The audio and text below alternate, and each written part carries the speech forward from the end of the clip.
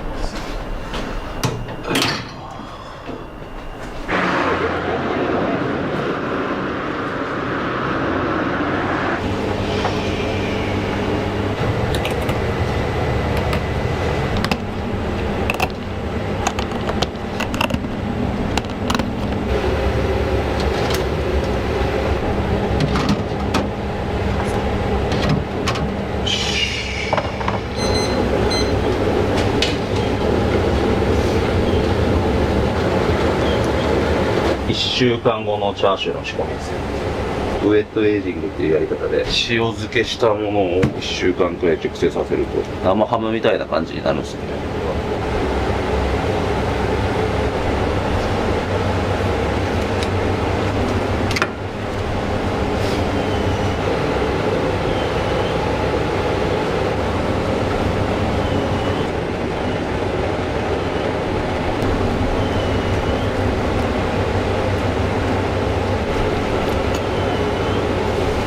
だいたい 2% くらいの塩をつけてる。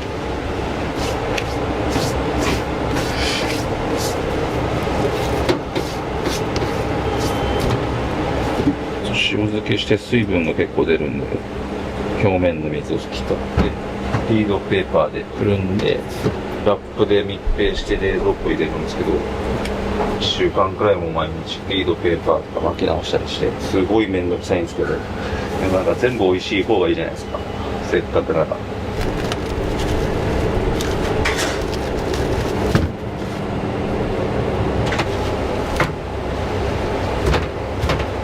44が2個と49が1個です。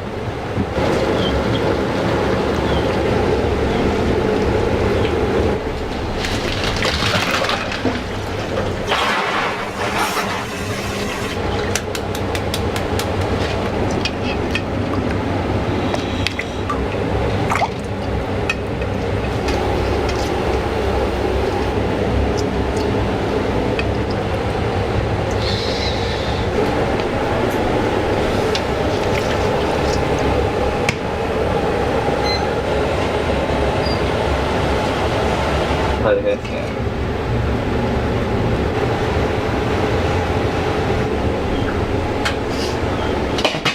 お茶どうぞ。いいですか？寒いんで。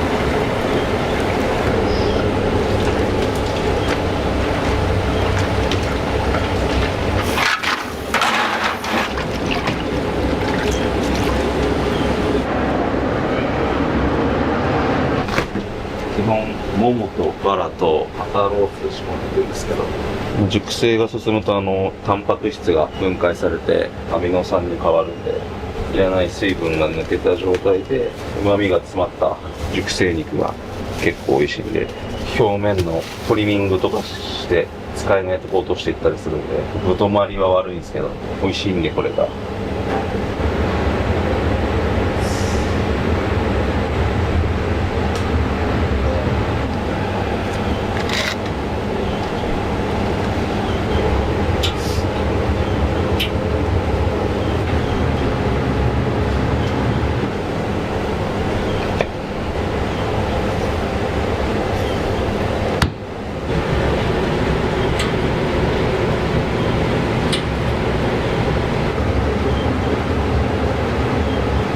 これはまあバラなんですけど、前日に冷蔵庫入れといてちょっと乾燥させてちょっと塩漬けしてあるんですけどね。今日のお肉はこんなもんですね、焼きは。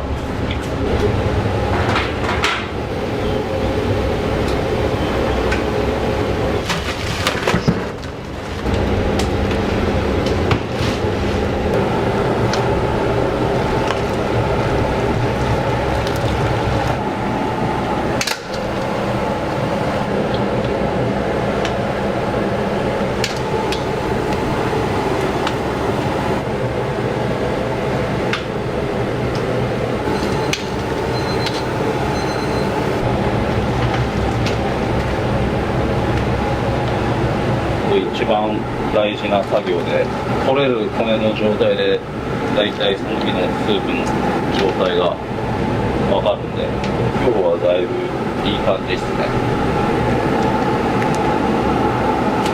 げんこつと背ガラのみなんで、すっきり飲みやすい、女性の人にも飲んでもらいやすい豚骨ラーメンを作りたいって感じで、できるだけ豚骨の嫌な部分とかを出さないように、いらないカスとか全部取って濃度感はありつつ、あんまりシャバシャバになりすぎない、バランスがいい系ラーメンというか。これはバラはこれから煮べたにして、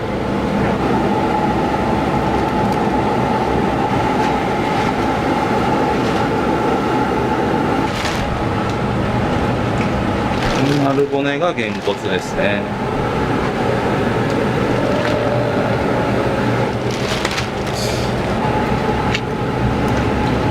強火で丸1時間。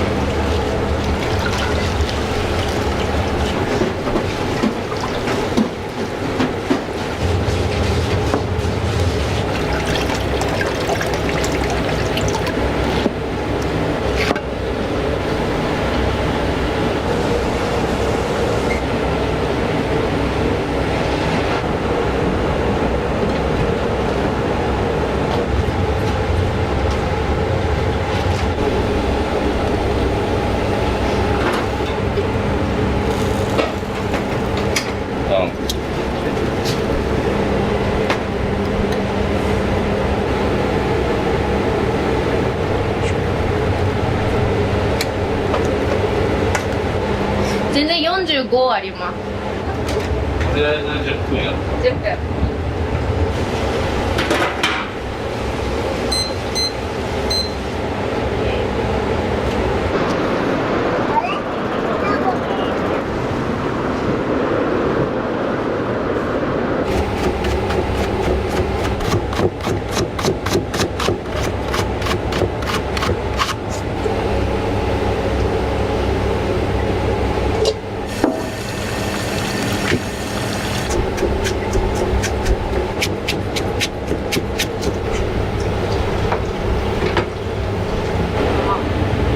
じゃないって感じ。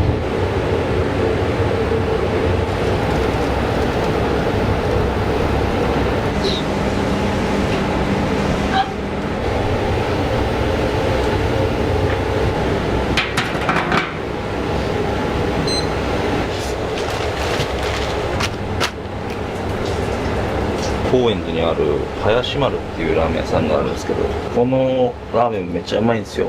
ワンタンも手作りで作ってて、作り方を教えてもらったんで、うちのワンタンは林丸直伝のワンタンになってます。ちょっと豚骨に合うようにニンニク入れたりしてアレンジはしてるんですけど、これ多い時で200とか包んだりするんですよ。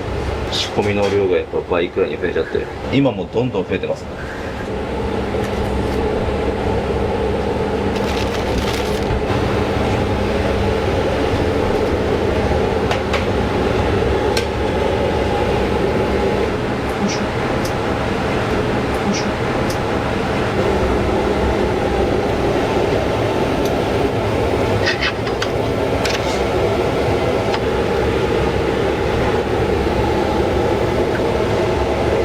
これで1時間つけます。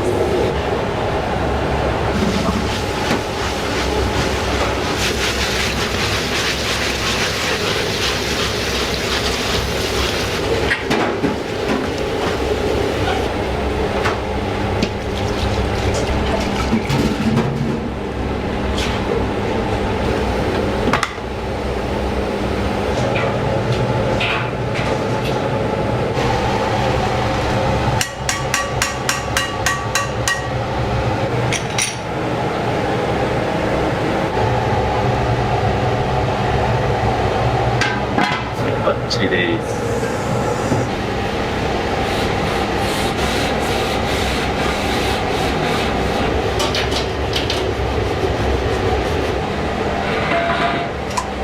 エビワンタンをこれから仕込む。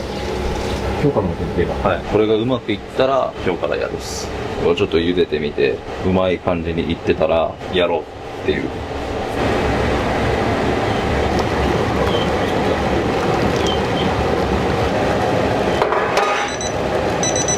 なっちゃったら失敗です。飛び出てきちゃったら。もうちょい。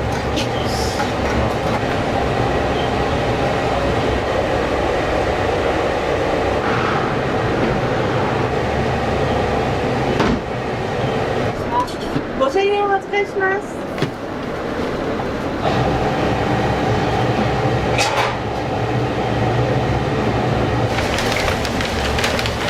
三河屋製麺さん中太麺でちょっと短めになってるんですよね。逆切り麺でこっちがザラザラしてるんで結構太麺なんですけど短い時間で。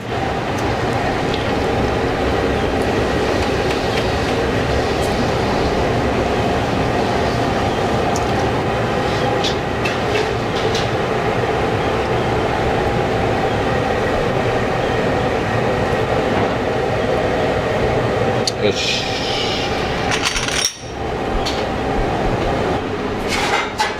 皆さん一回椅子下ろしていいですか？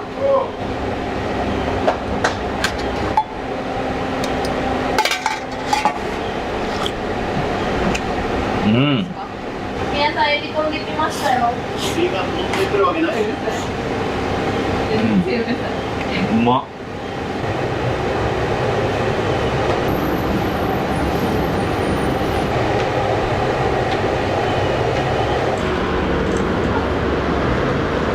よろしくお願いします。お願いします。お待たせしました。先食券からお願いします。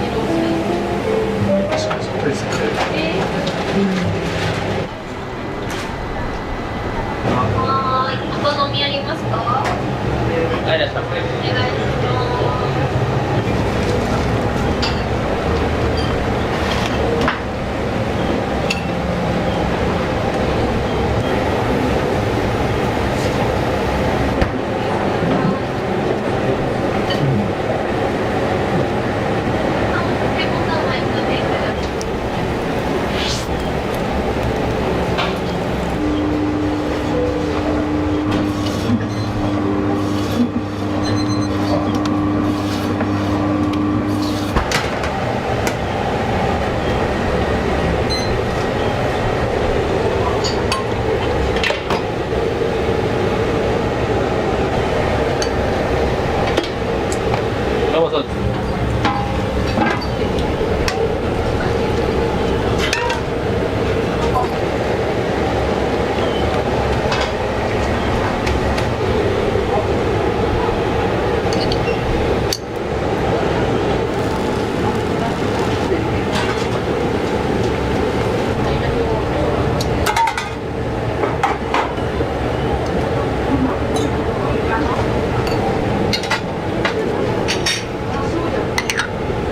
3番さんです。一つです。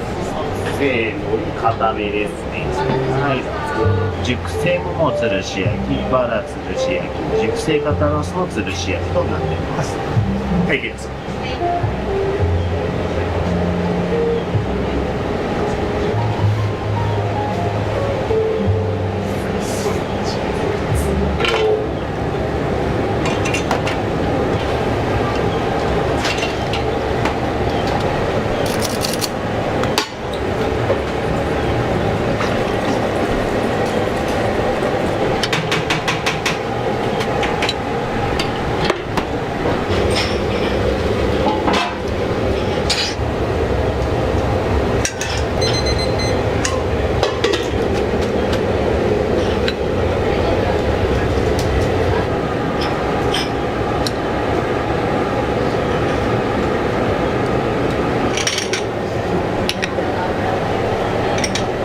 エビ豚のワンタン麺、中盛りですね。はい、ゆっくりどうぞ。お待たせしました。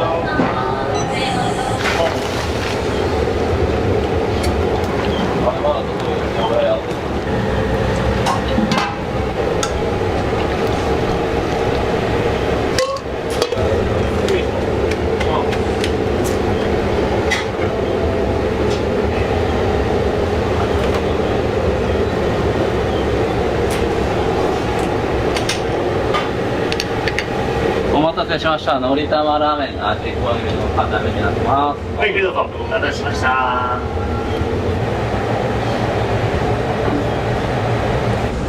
ごちそうさまどうもありがとうございます。美味しかったです。ありがとうございました。気をつけて初めてです。初めて。エビ豚ワンタン。なんか限定のやつを、めっちゃ美味しかったです。はい。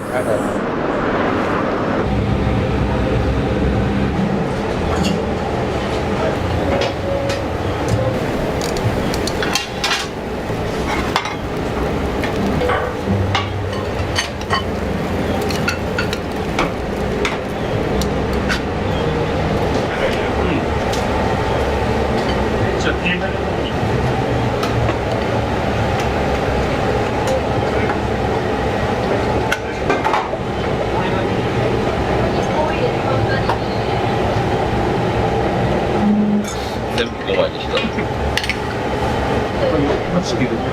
ラーメン前から失礼します。ワンタン。します。熱いの気をつけてくださはい、いらっしゃいませ。こんにちは。い。チャーシュー。いらっしゃいませ。どうぞ。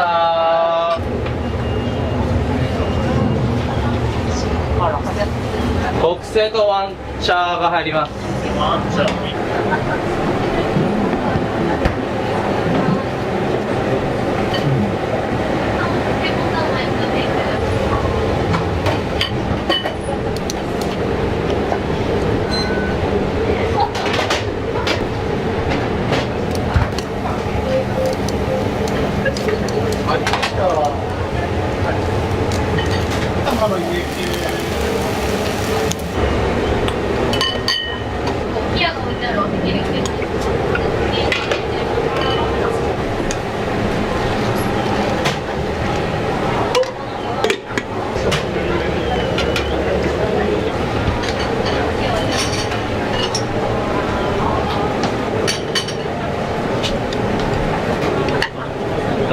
いいよ。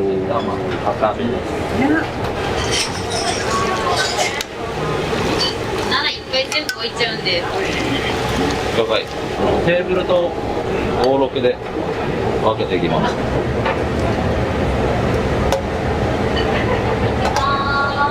こんにちは、どうぞ。いらっしゃいませ。はい、ありがとうございます。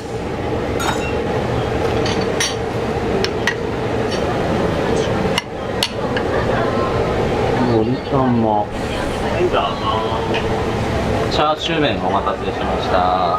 こちら特製ラーメン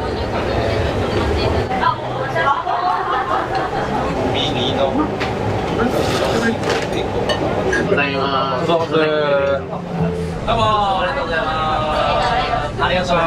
ました。ありがとうございます。どうもありがとうございます。お気をつけてお帰りください。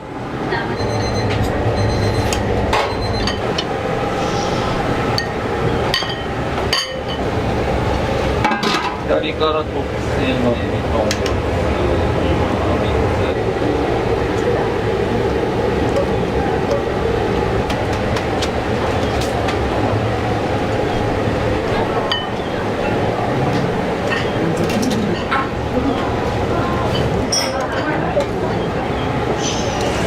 特製ラーメンです。特製ラーメンの注文のお客様から失礼します。エビトン。ほい。エビトン。ミトス半蔵。ほい。これも普通。はい。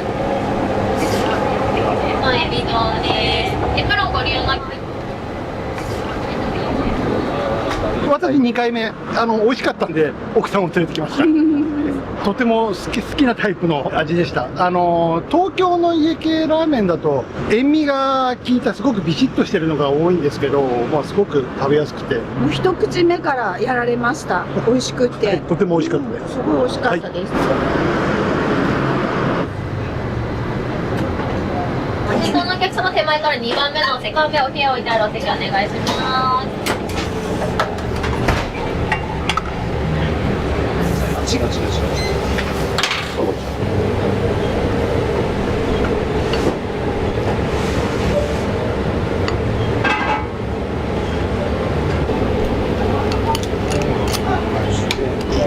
で、残りのタレをかけて。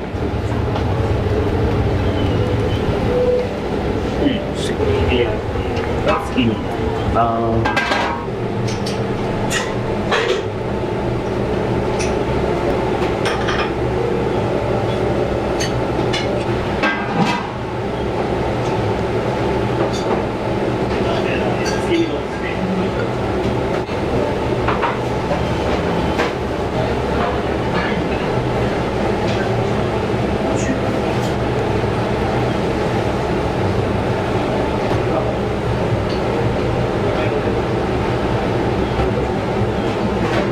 ありがとうございました。おいしかったです。ありがとうございます。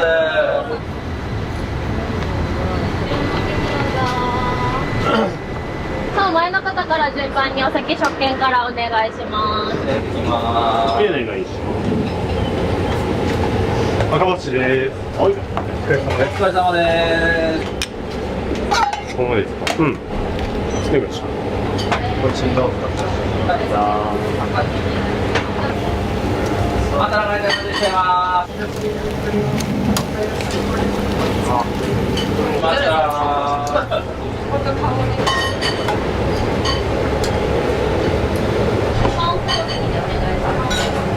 こんにちは、お待たせしました。どうぞ。はい、12ハートランドお願いします。はい、どうもお待ちどうさま。熱いにお気をつけください。お待たせしました。特製ラーメンになりますね。失礼します。どうぞ。ど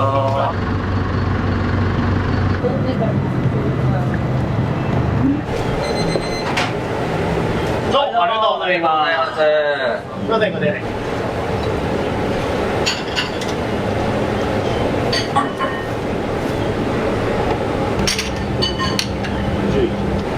お待たせしました。中盛りの特製ラーメンになります。お待たせしました。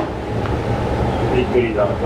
と、アンチャーとエビトンのワンタンもいきます。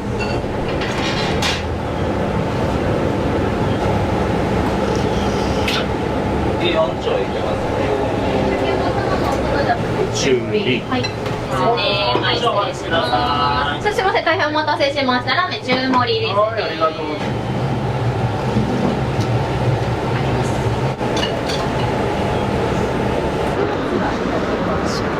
本当普段はニューヨークに住んでるんですけど、トライの雑誌が出て、そこでちょっと調べて、ものすごく美味しかったです。麺も美味しくって、スープと麺のそのバランスが結構よく取れてて、美味しいです。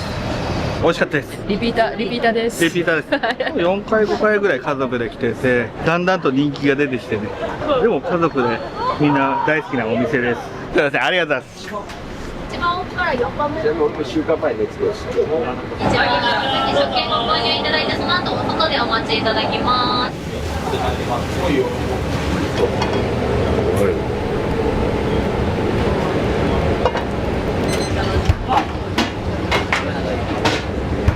4中行けば、ゲームの方もう少々お待ちください。まもなくで。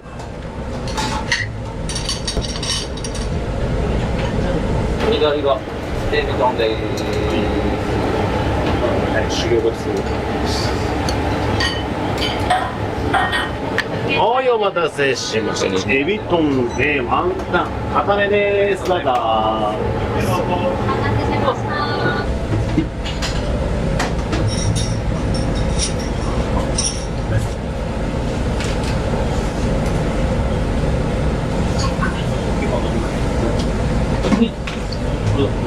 大盛りチャーシューいきます。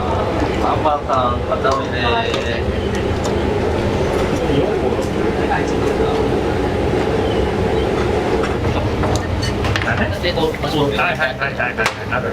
そんなこと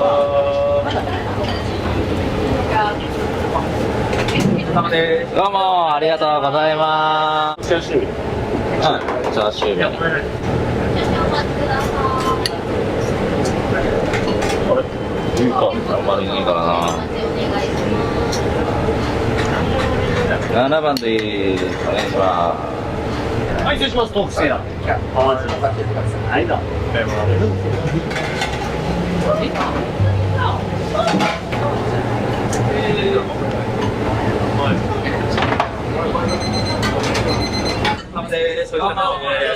とうございました。普通のラーメン、エビのワンタンのやつ。チャーシューがめちゃくちゃ美味しかった。チャーシュー美味しかったです。チャーシュー丼みたいなやつもめちゃくちゃ美味しかった。めっちゃうまかった。チャーシューがとにかく美味しかった。切り落としのやつもな、うまかった。ぜひ食べた方がいい。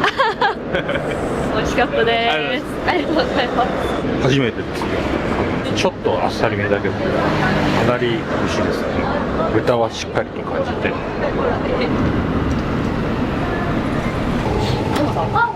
大ライスが1個あります。はい、いらっしゃいませ。こんにちは。大盛り出るよ、テーブル。大盛りお願いします。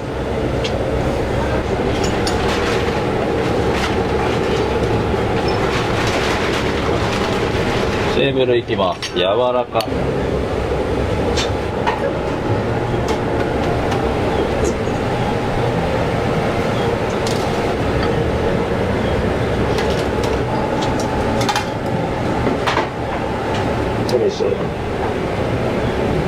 はい、おじさんどうもありがとうございます。おいですよ、どうも。体に気をつけて、ラーメン大根。お疲れ様でした。パッタパタの頃からずっと来てて、今日はエビ豚ですね。限定は必ず。万人に愛される豚骨。たくまさんとこのラーメンは基本みんなおすすめなんで。は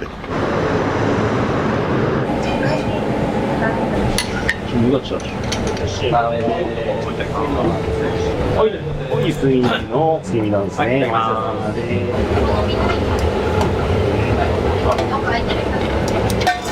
お待たせしました。ワンタン麺になります。どうぞ。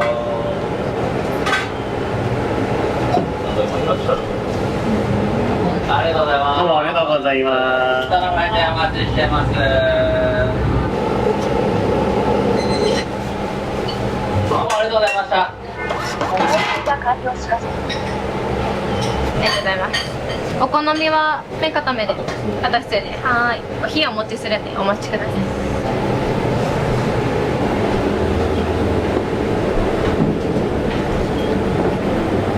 一瞬だけ走ります。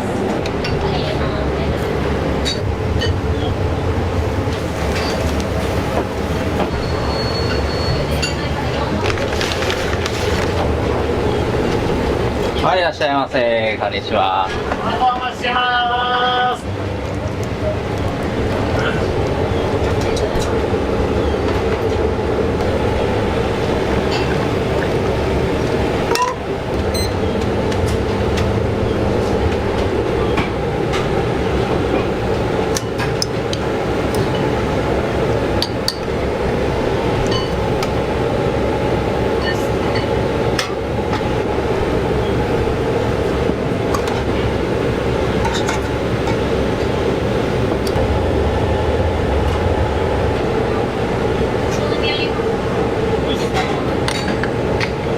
皆さんお待たせしました。ワンタンチャーシュー麺固めです。チャーシュー一番下のものから順番に熟成のもも、つるし焼きのバラ、煮バラのせいろ蒸し、一番手前熟成の肩ロースになってます。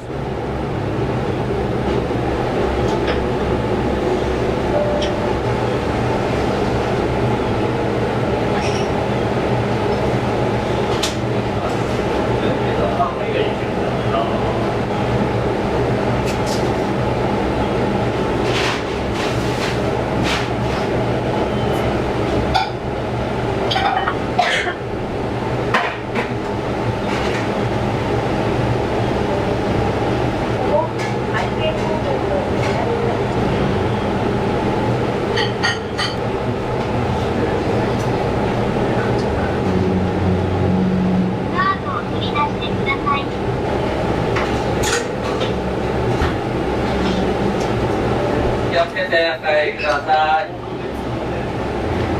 ありがとうございました。すいません。こういうラーメンは作り始めてどれぐらいになるんですか？今12年目くらいですかね。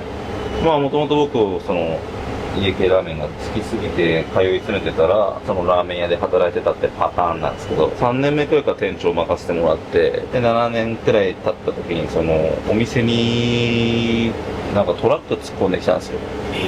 しばらく営業できなくなって独立してやろうって決めて、立川の方にバッタバタっていうお店が1店舗目であるんですけど、その独立した日が緊急事態宣言みたいな、その中でもお客さん結構並んできてくれてて、ちょっと泣いちゃいましたね、一人で。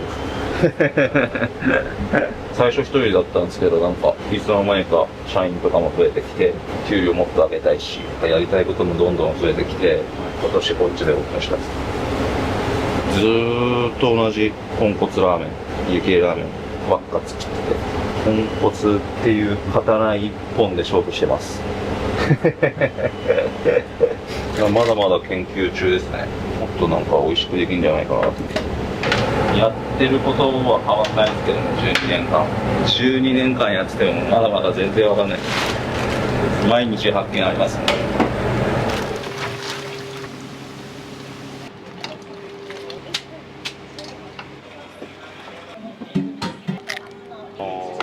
毎朝ここで朝ごはん食べさせてもらってます。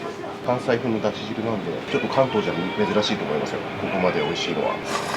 今日でも肉そば好きなんですか？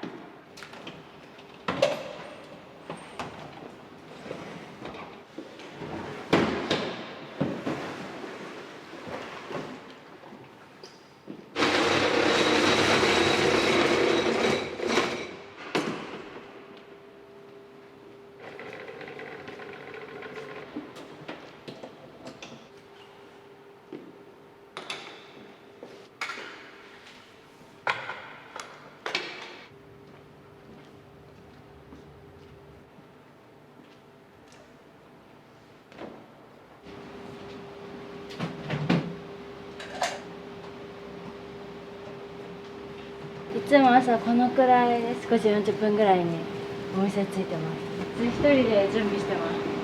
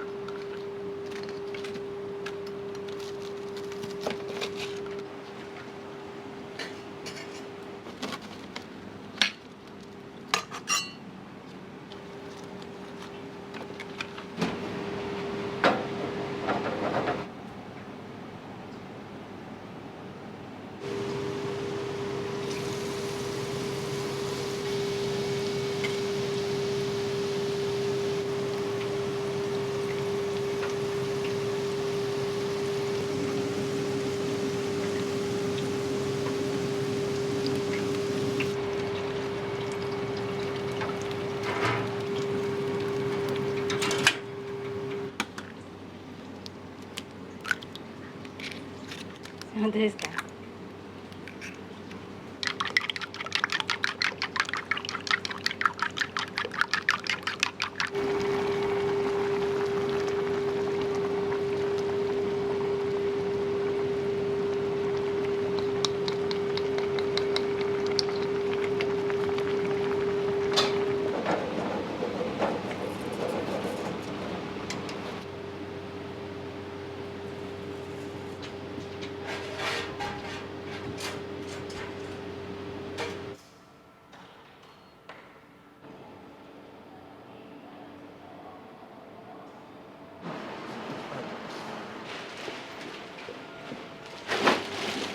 ？1個入れなくていいよ。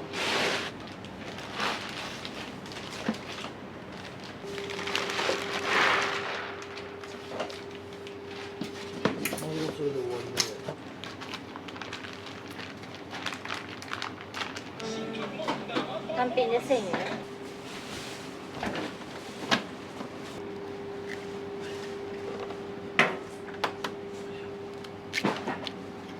2人で食べんだよね。うんうんうん。はい、全然。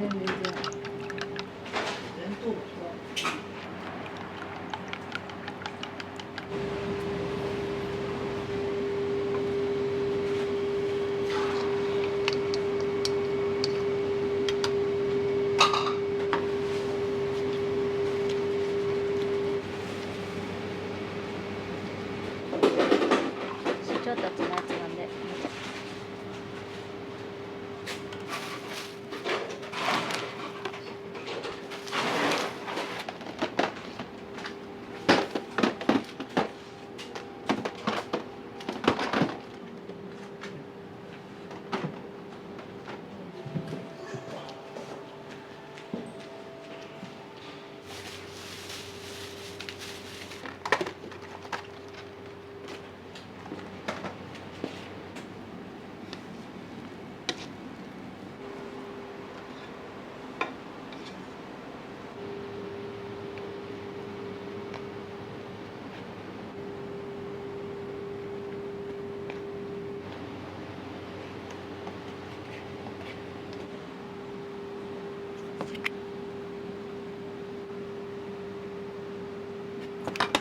温めたので、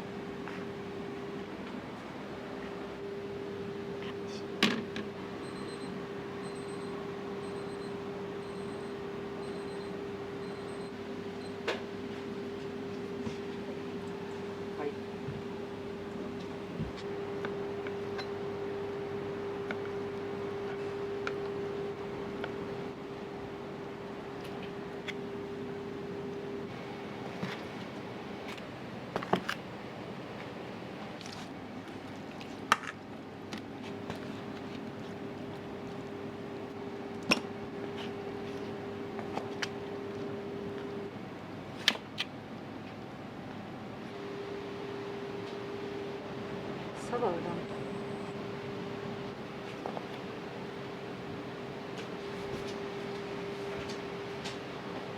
おはようございます。あ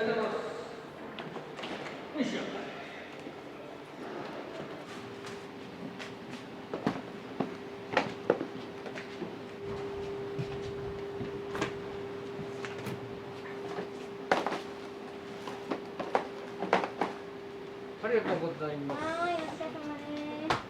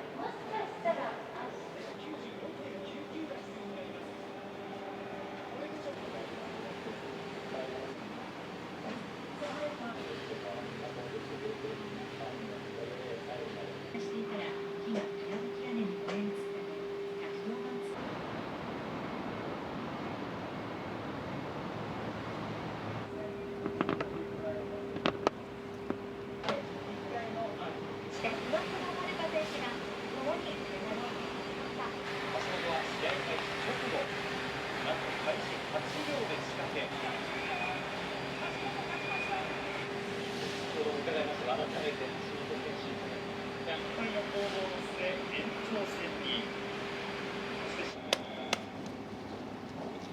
ここでその銅メダルを獲得しました。も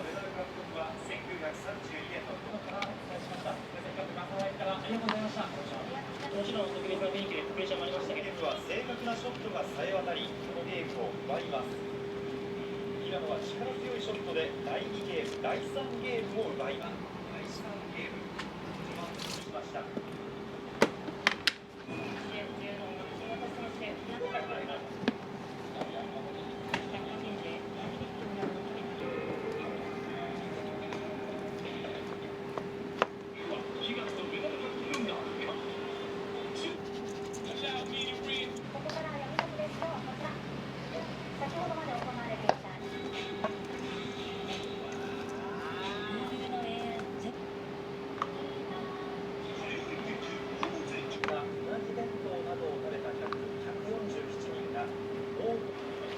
綺麗なフォームで飛び込みました。参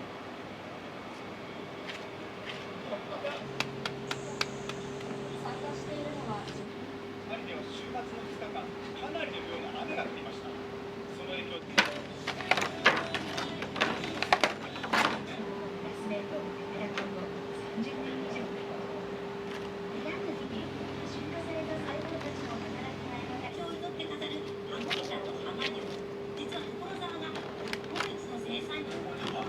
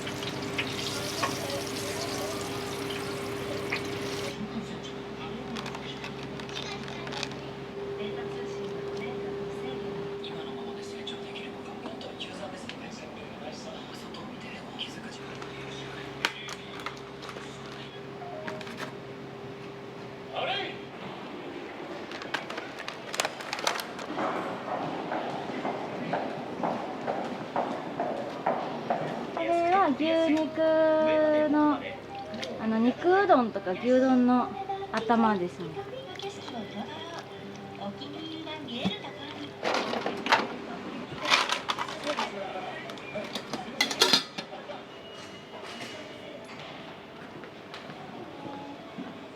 そばで、はい。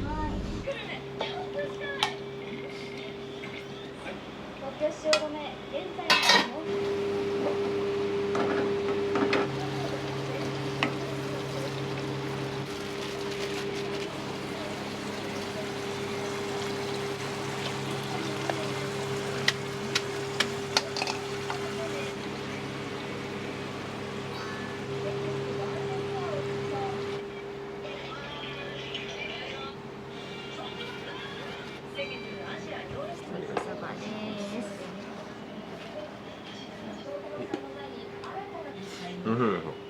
肉そば好きなんですよ。いつもこう通り道なんで。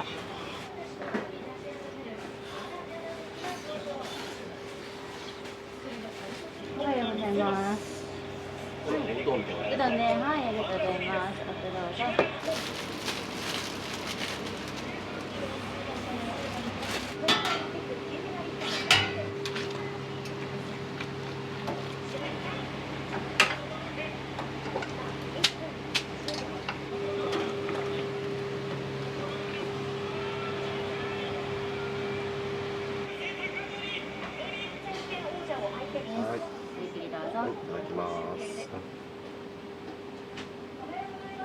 毎朝ここで朝ごはん食べさせてもらってます。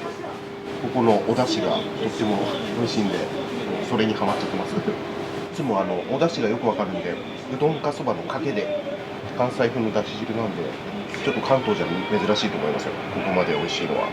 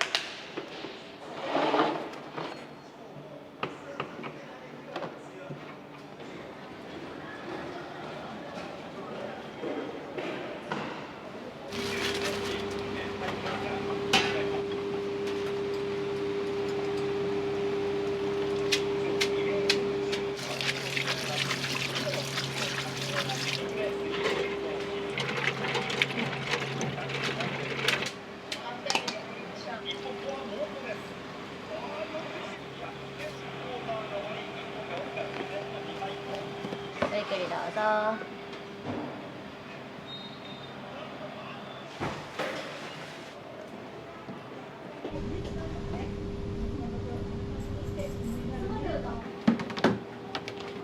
すみません、失礼します。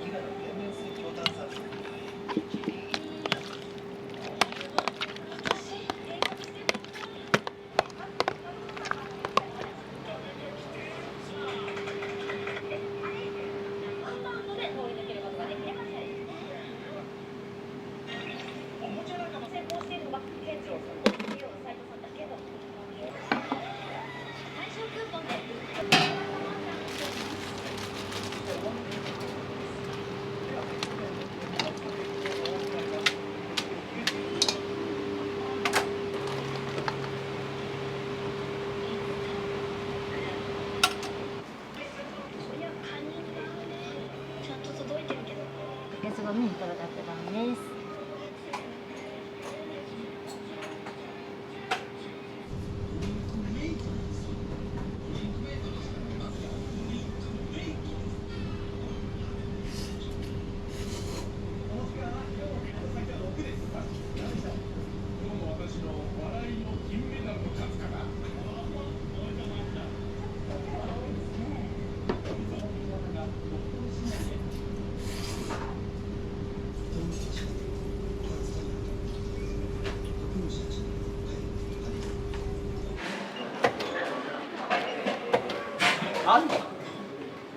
はい。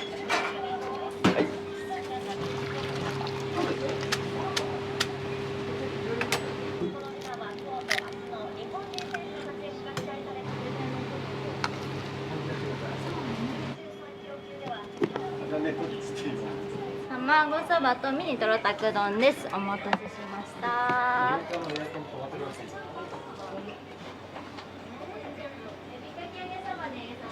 どうもありがとうございます。美味しいと思うけどな。なんか癖強くないですか？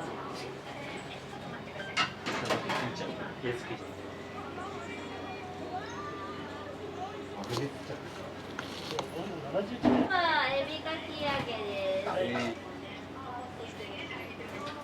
なんか無くですか？香りある。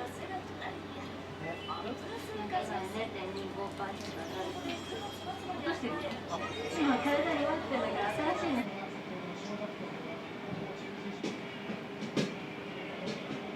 いらっしゃい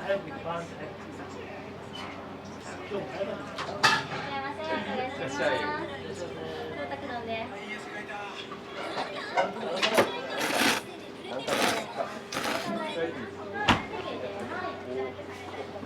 はい、そば。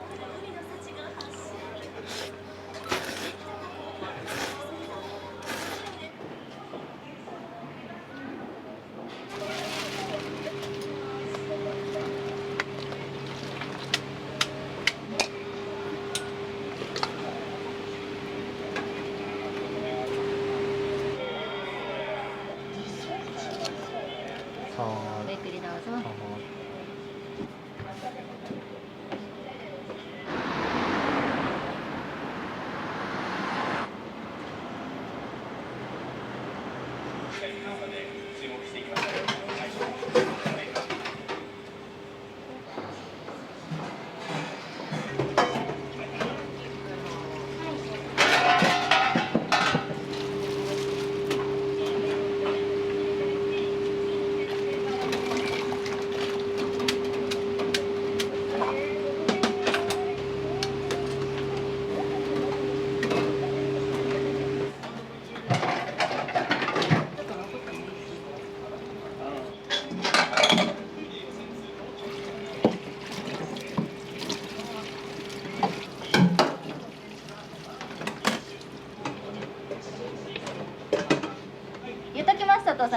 かいつでも午前中でも。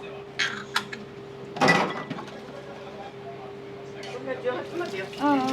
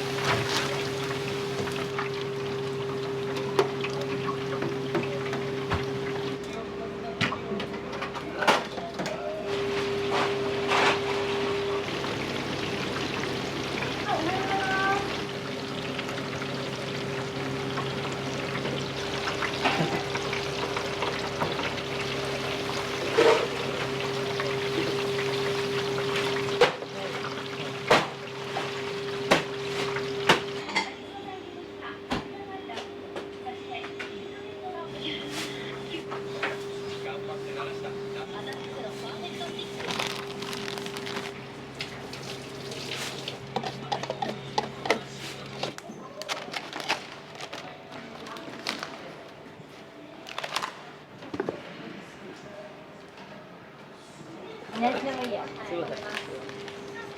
ど飴どっち？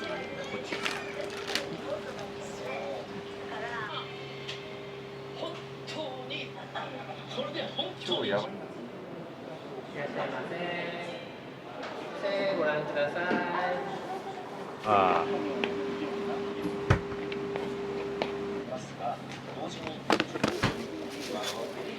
すいません、お待たせしました。海鮮丼2つです。うどんで、はい、天ぷら1個選んでください。自家店で、はい、少々お待ちください。お願いします。やっぱり。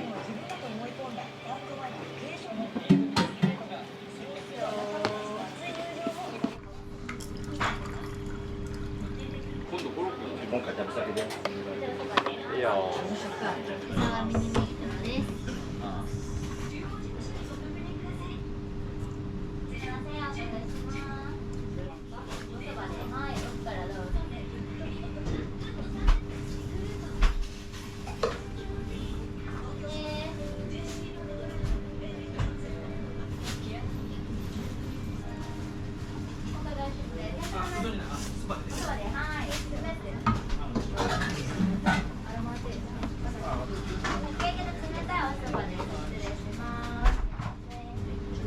とうございます。お願いします。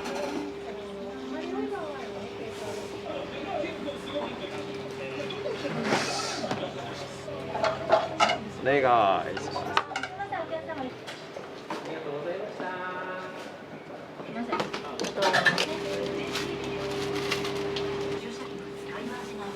はい、はいよあれで。大丈夫です。そばだよね。今日でも控え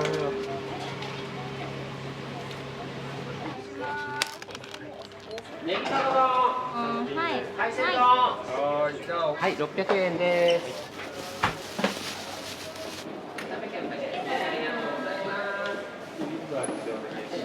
700円です。はい、こちらで500円です。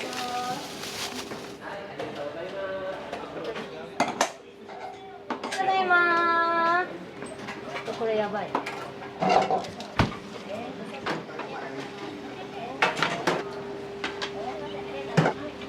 りうどん大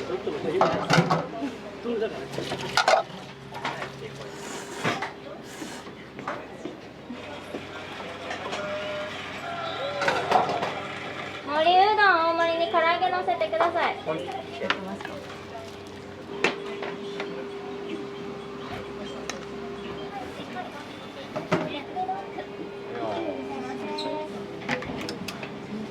ミニ漬けとかけそばネギなし待ちでいやー。す。うるさん、ウニ丼ご飯少なめです。はい、以上お待たせいたしました。はい、ありがとうございます。こちらです。はい、ありがとうございます。300円です。仙台。かけそばミニ牛角丼です。お待たせしました。これ作るんです。です。ごゆっくりどうぞ。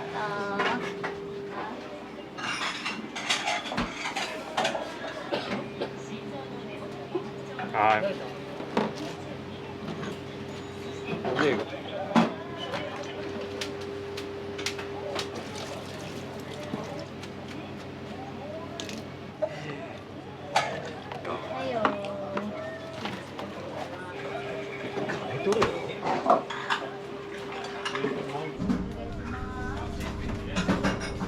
いよまずね、ちょっと待ってください。はいよお待たせしました。すいません。かけそばミニ漬けネギナスおいしいです。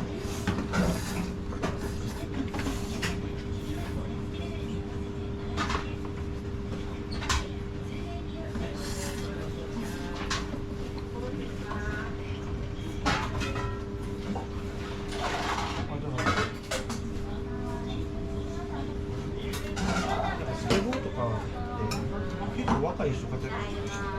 スケボーのその覚えてないスモード。スモードって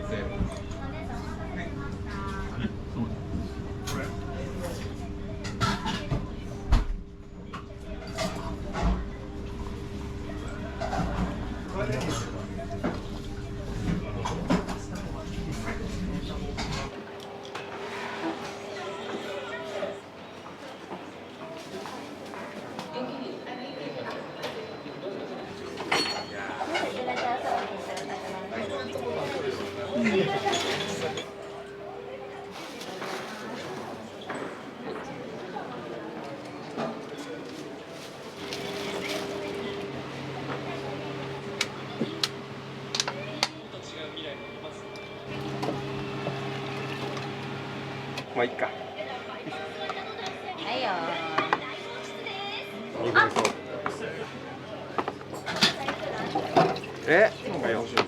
はい、すみません。どうぞ。わかめトッピング。あ、これわさびだった。まあいいや。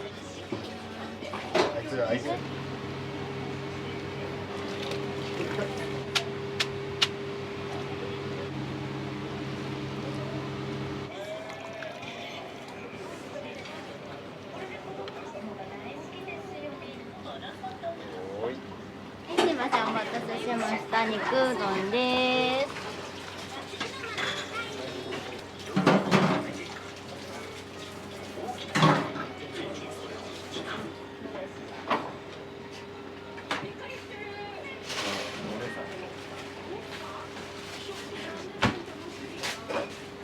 そばミニネギトロ丼です。失礼します。こんにちは。いらっしゃい。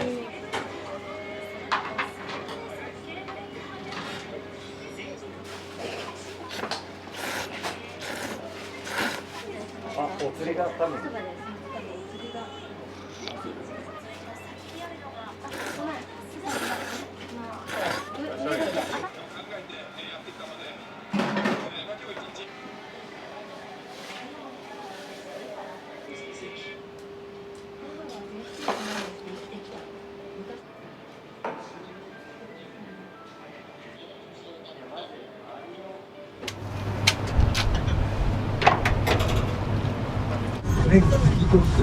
透明でね、美味しかったよね。素晴らしく美味しかった。その48時間熟成させて透明度が高いもちもちの麺に。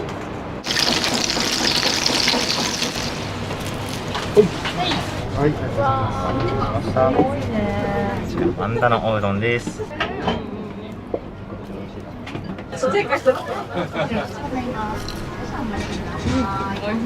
一番でお待ちの2名。お、いらっしゃいませ。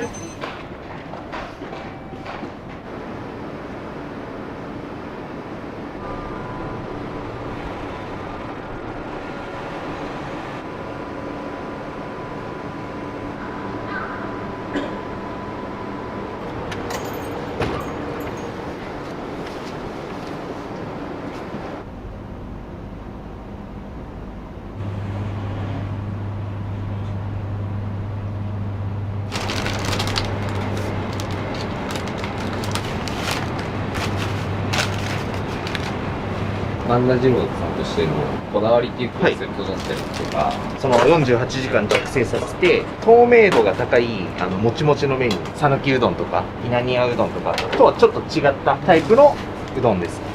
豊前裏打会っていう総本山が津田屋官兵衛さんっていう会派みたいなのがあって、豊前裏打会っていう風に名乗っていいのは認められたそのお店だけ。そこの1店舗みたいな感じで、別にフランチャイズとかではないですけど、流れを組んでる。そうですそうです。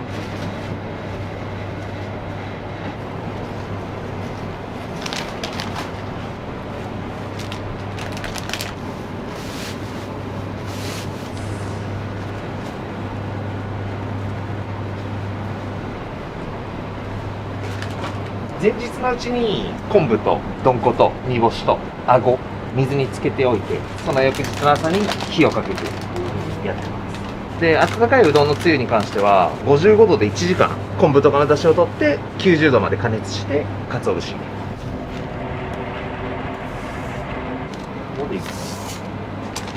これはお米炊く時に使っているお酒です。一回アルコール飛ばしてから使ってます。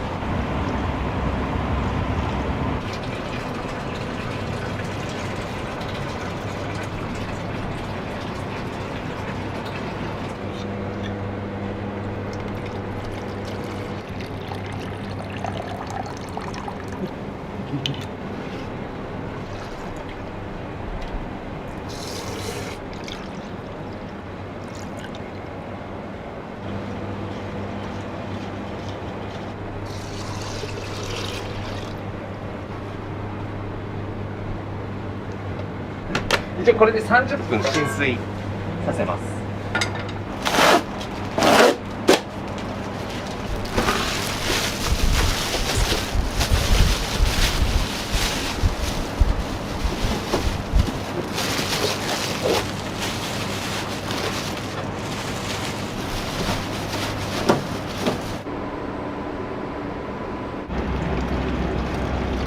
90度まで上がったんで昆布とか取り出しちゃいます。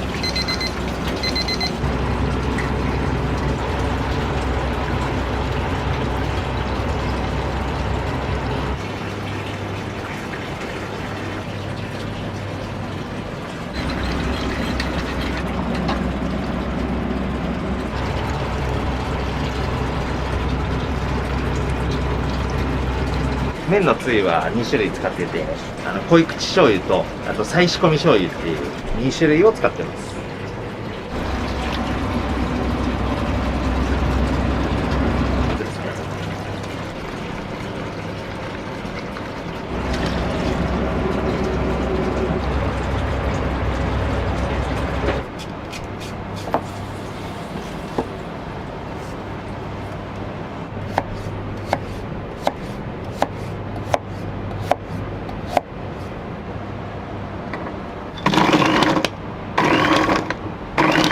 夏場はやっぱりさっぱりしたのを食べたいじゃないですか。なのでこれ結構1日に3、4回やったりします。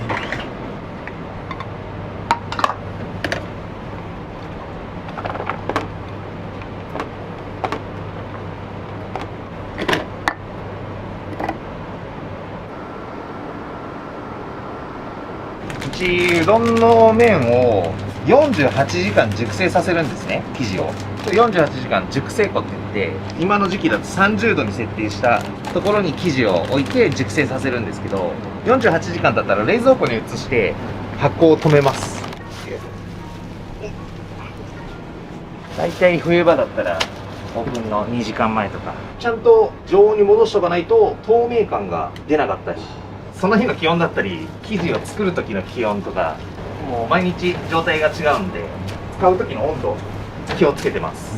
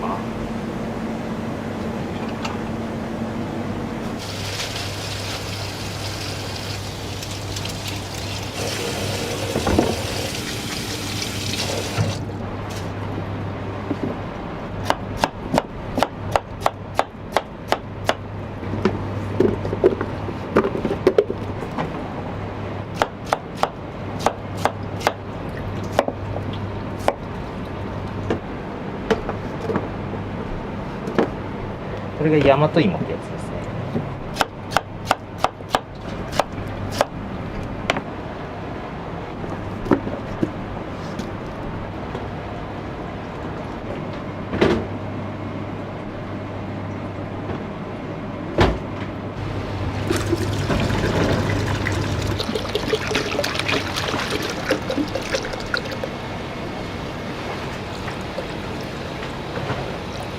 最初、入れたら以上完成です。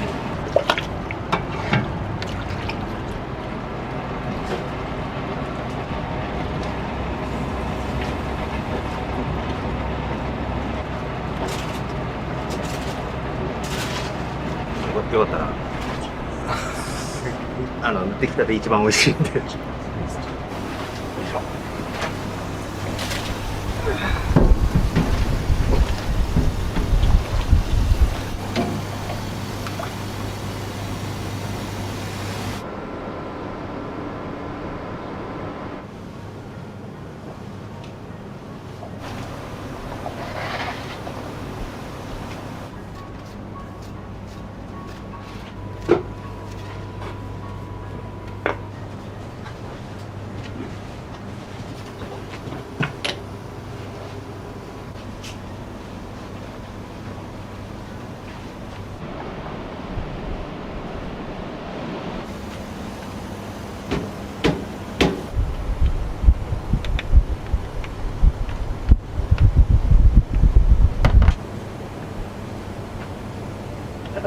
を書いて。何月何日って毎回書いてくれます。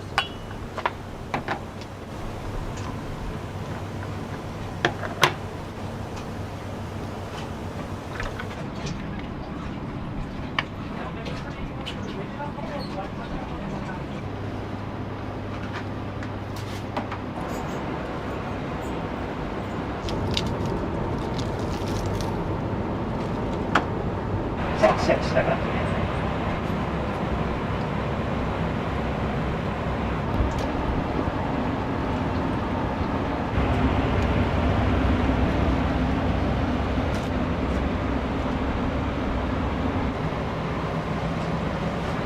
これ後でおにぎりに。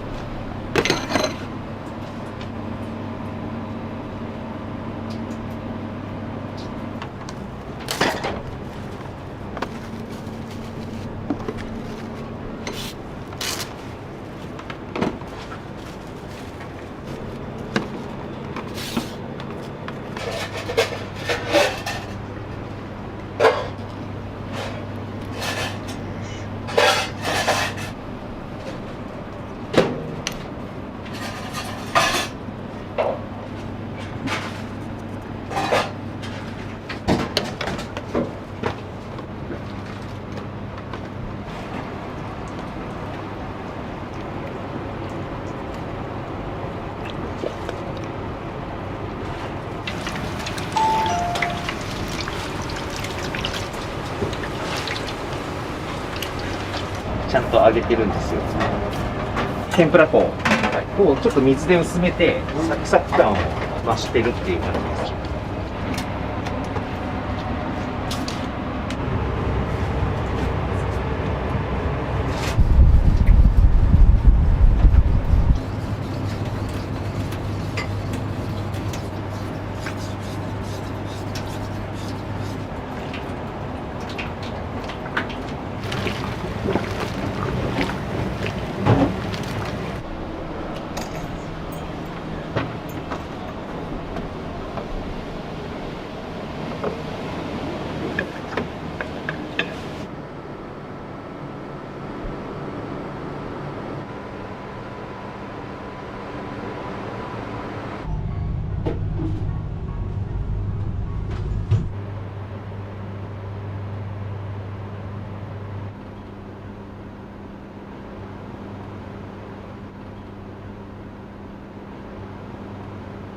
一番でお待ちの2名様。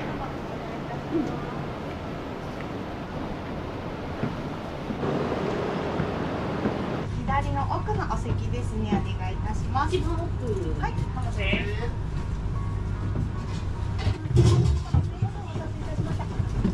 い味のお肉になります。は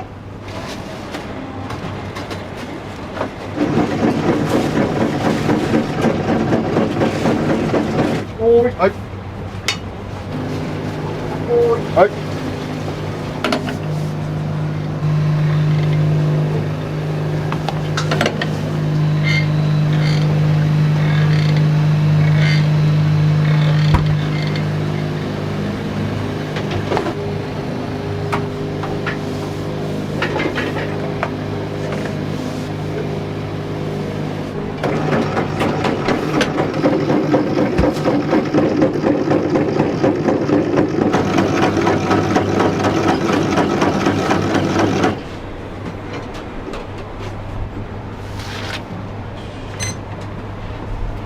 11択さんから9択さんまで茹で始めます。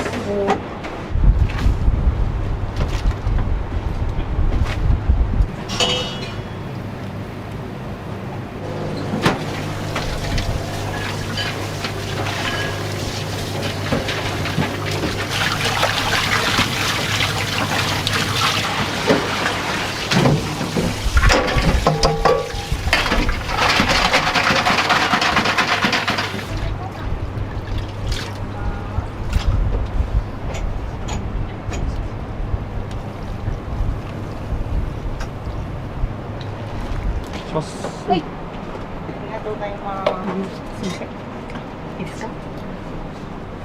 失礼いたします。こちらおうどん失礼いたします。ごゆっくりどうぞ。ありがとうございます。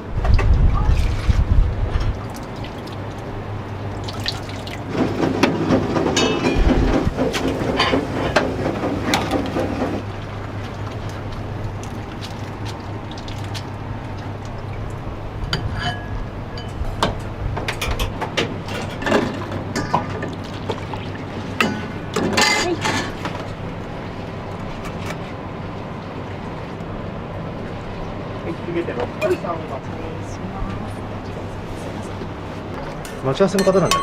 入り口ない。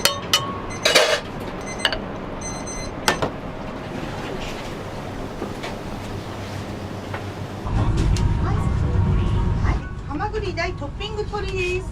大ハマグリとしじみの濃厚貝汁付け。大きいやつ1個で、うちだと 160g ぐらいのハマグリを使ってるんですけど、普通の規格なハマグリよりもちょっと大きめのものを指定して取ってるんで、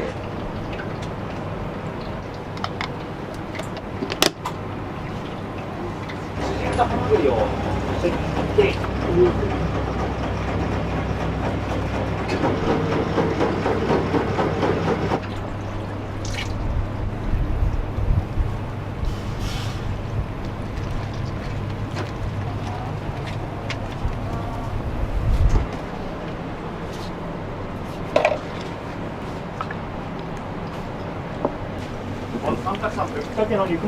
はい。お待たせいたしました。まずのおうどん失礼いたします。最後にお湯割りをしていただけますので、ぜひお買い上げください。い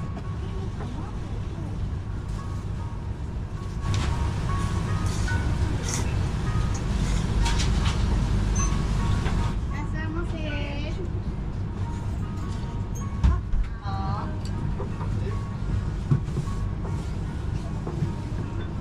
すいません、お湯割り。ちょ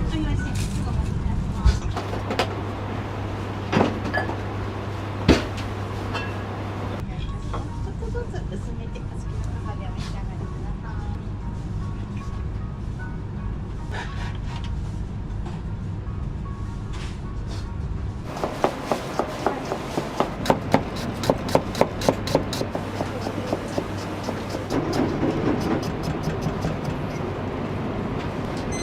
13-3入れはず。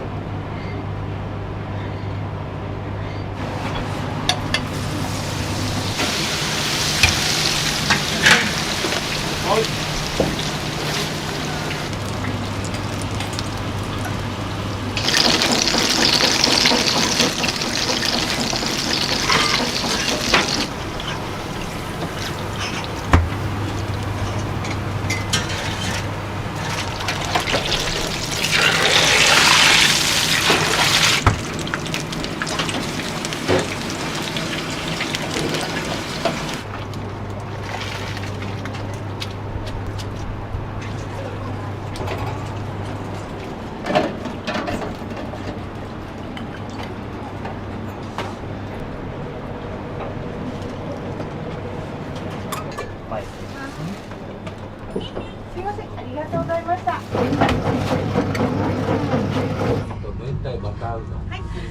釜玉に九条ネギと天かすお願いします。はい、牛丼2つとごぼう天を追加でお願いします。ありがとうございます。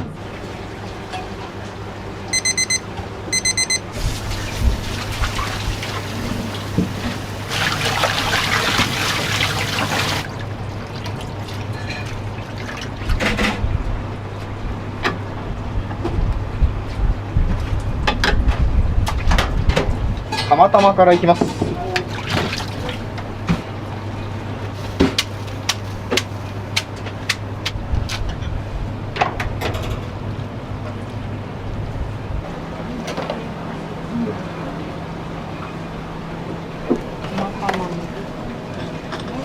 礼します。こちら釜玉のおうどんですね。はい、いらっしゃいませ。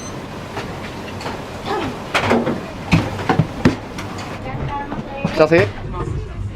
今買うのですこちらよく混ぜていただいてお召し上がりください。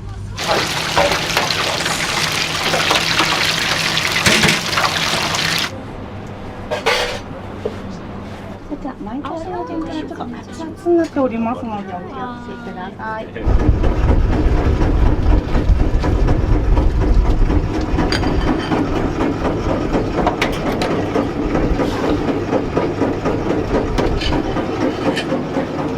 釜揚げのおうどんですね。熱いのでお気をつけて。すごい。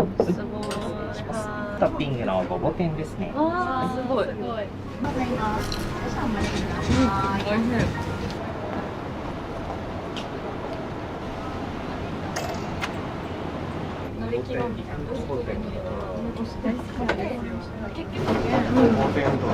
ぼ天で温かいやつですね。はい。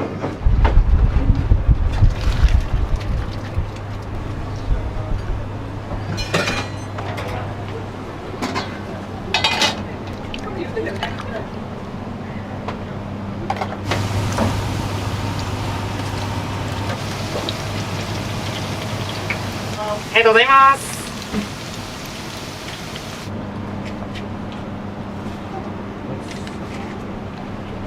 ごぼ天のうどんです。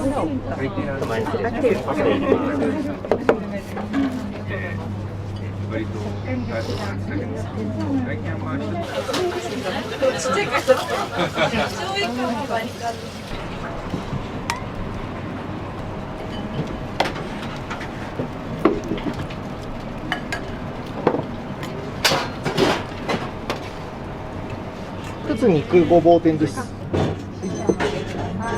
失礼します。ごゆっくりどうぞ。はい、それ2つ。はい。ぶっかけ梅2つとぶっかけごぼうトッピング鶏1つです。はい、ありがとうございます。マンダぶっかけトッピング鶏お願いします。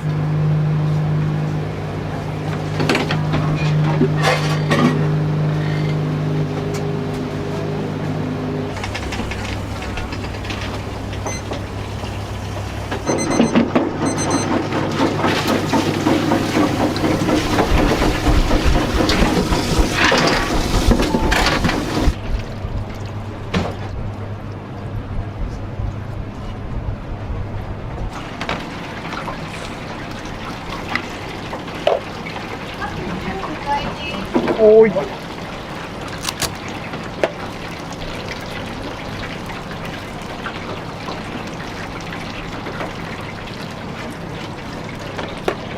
ぼう天おろし失礼いたします。めっちゃ美味しい。こちらで。失礼します。ごぼうです。おーい。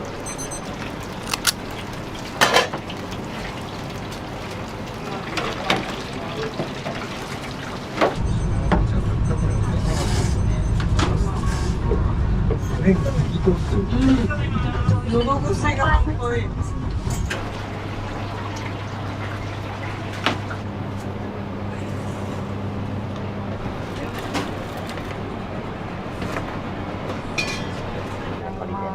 です。はい、ありがとうございます。くだらないなってくるし、なんかそれ先頭2名様お外でお待ちです。ありがとうございます。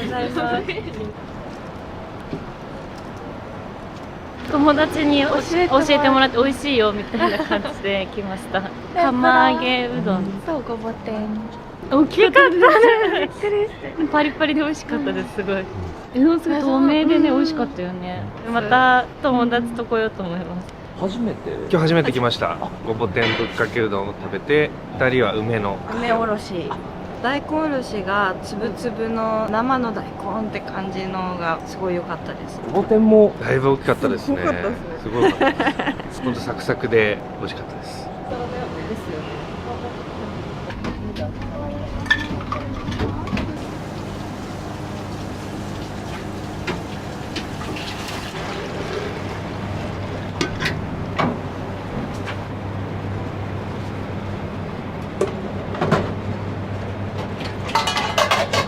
お願いします。ぶっかけ肉おろしです。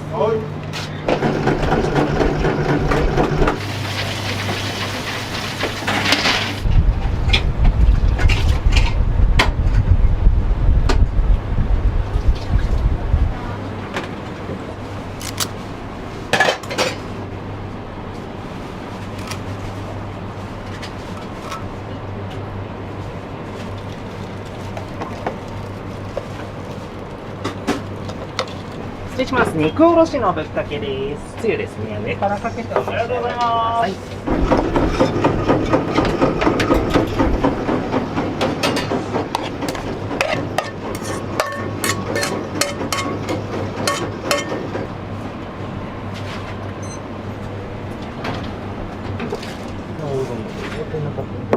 お味のお気をつけください。ます。まだ大丈夫です。はい、ありがとうございます。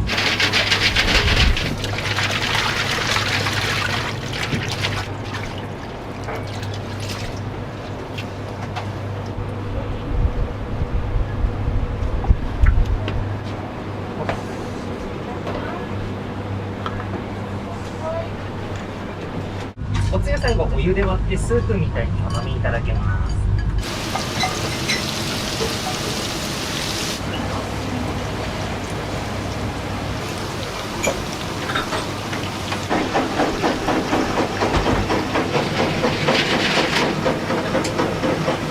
真ん中からいきます。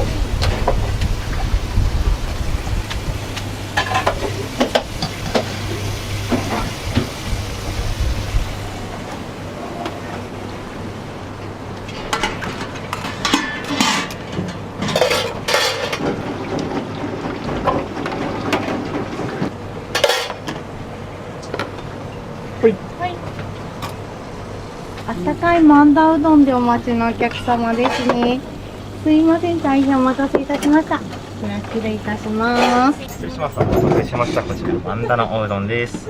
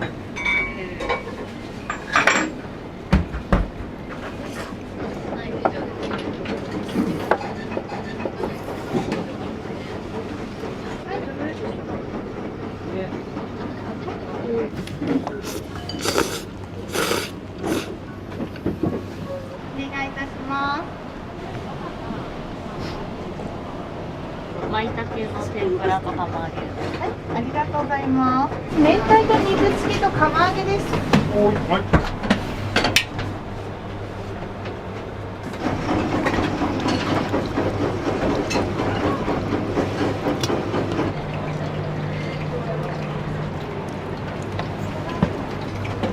釜揚げからいきます。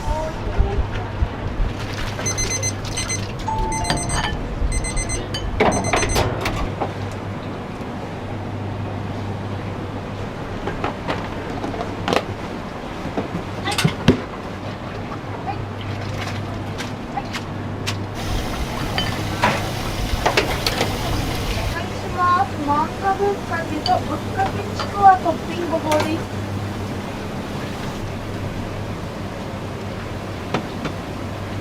明太バターうどんで丸揚げした。卵捨てていただきます。お待たせいたしました。こちら肉付きのおうどんですね。ありがとうございます。こちらちょっとございます。おかけ1800円でお願いいたします。話がいただきます。マンタぶっかけ大と肉ごぼう大お願いします。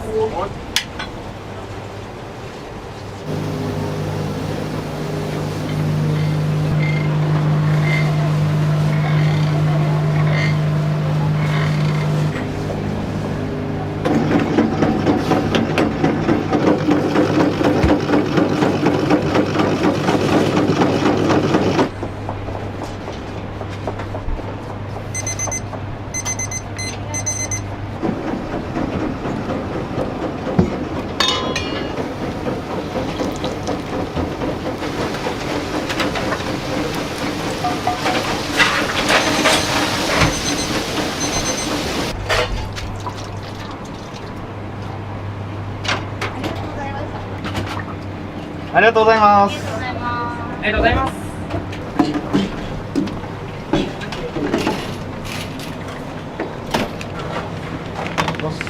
わ、ぶっかけのマンダダイです。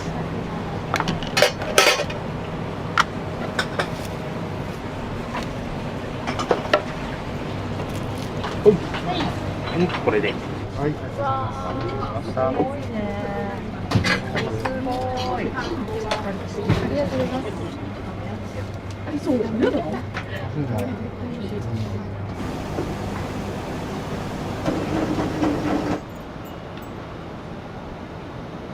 みません、お待たせいたしました。25番でお待ちの2名様お願いいたします。1番でお待ちの1名様、大変お待たせいたしました。決まりですか？ありがとうございます。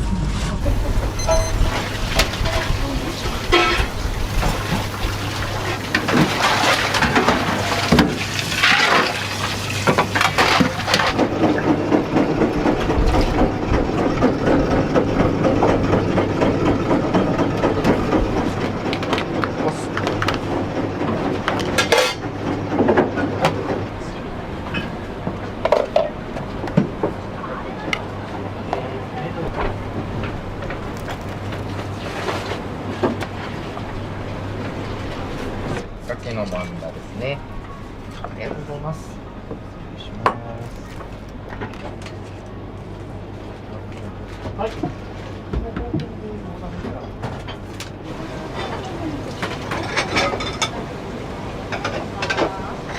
たくさんのハマグリですね。はい。ありがとうございます。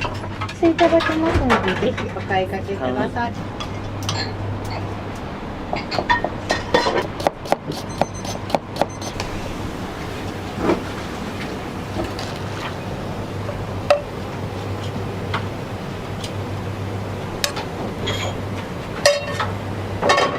失礼いたします。お待たせいたしました。ありがとうございます。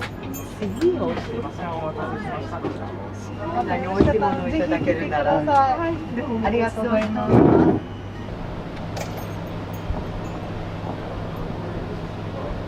僕は初めて。いや、違いますよ。何回目かです。豚バラと白菜の香辛料が効いた素晴らしく美味しかったです。美味しい。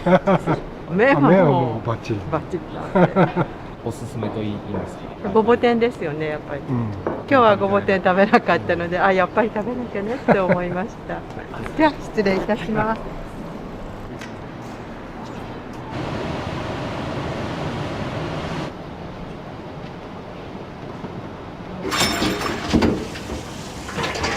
お会計でありがとうございます。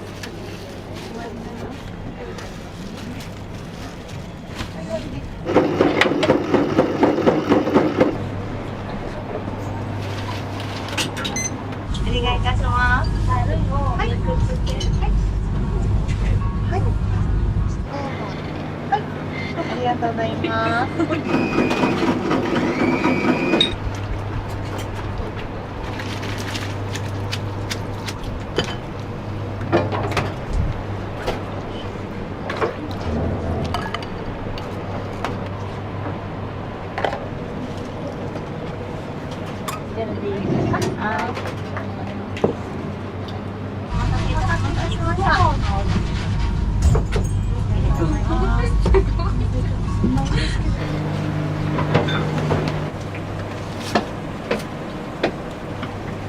ぶっかけのとろろと肉付け大いきます。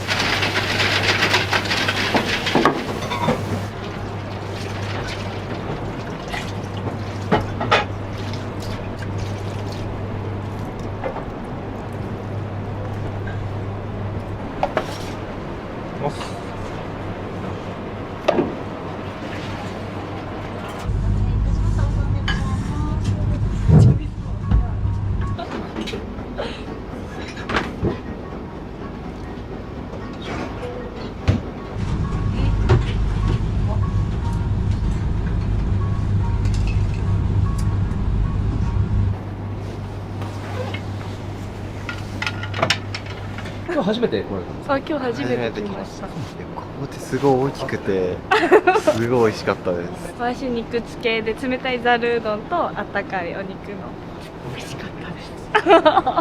ツルツルしててね。うん、美味しかったです。ありがとうございます。ありがとうございます。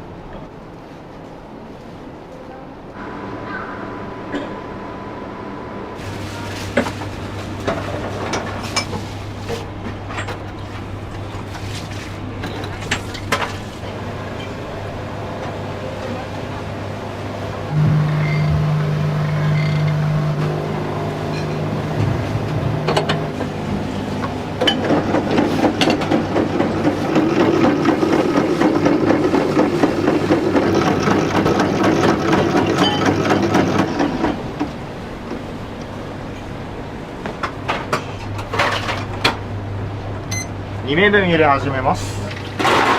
混ぜていきます。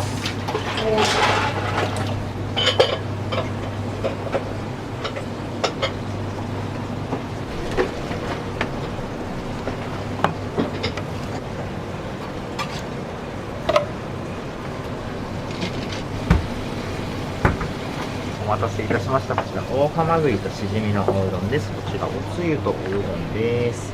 します。こちらのおつゆ最後にお湯割りできますので、よかったらお試しください。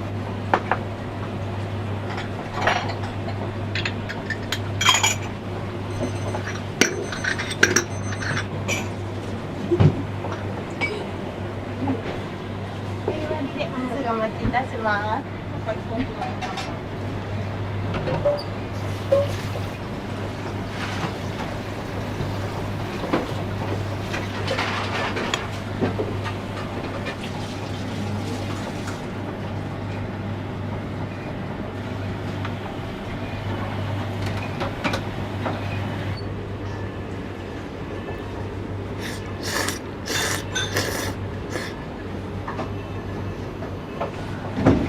ありがとうございます。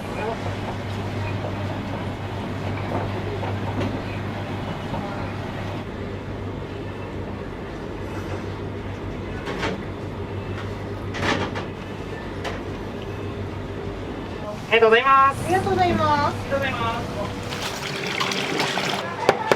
肉玉ぶかけ。ありがとうございます。鶏天うどん。鶏天うどん。美味しかったですよ。はい、お願いします。ありがとうございました。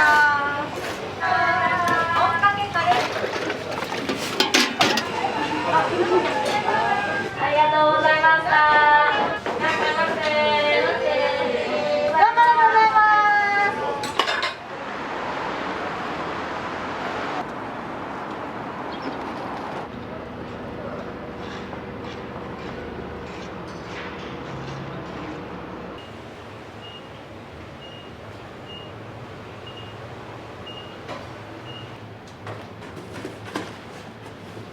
大将ネギ来ました。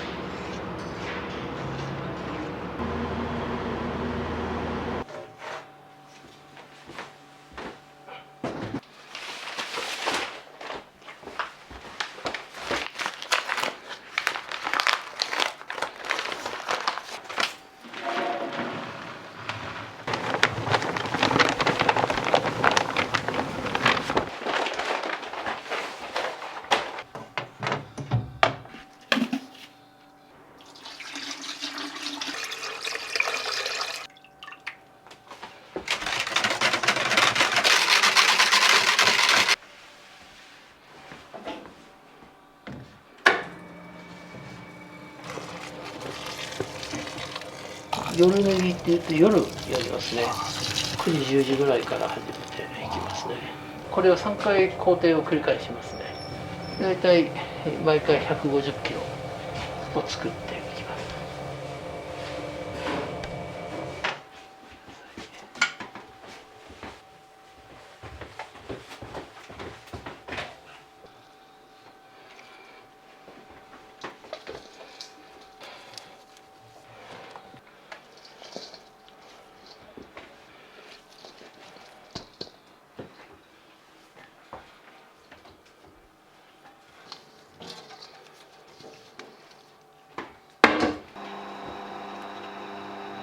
割とパサパサの状況ですけど、寝かせて寝かせてってなるともっちりした感じなんですね。不思議ですよね。生きてるんですね。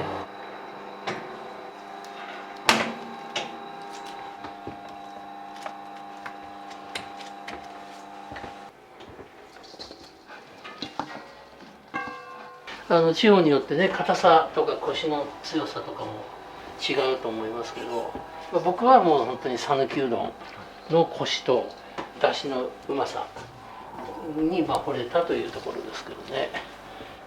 何をしてもやっぱり難しい。夏と冬ではやっぱり塩分濃度も違うし、練る時間も違うし、本当に奥が深いですよ。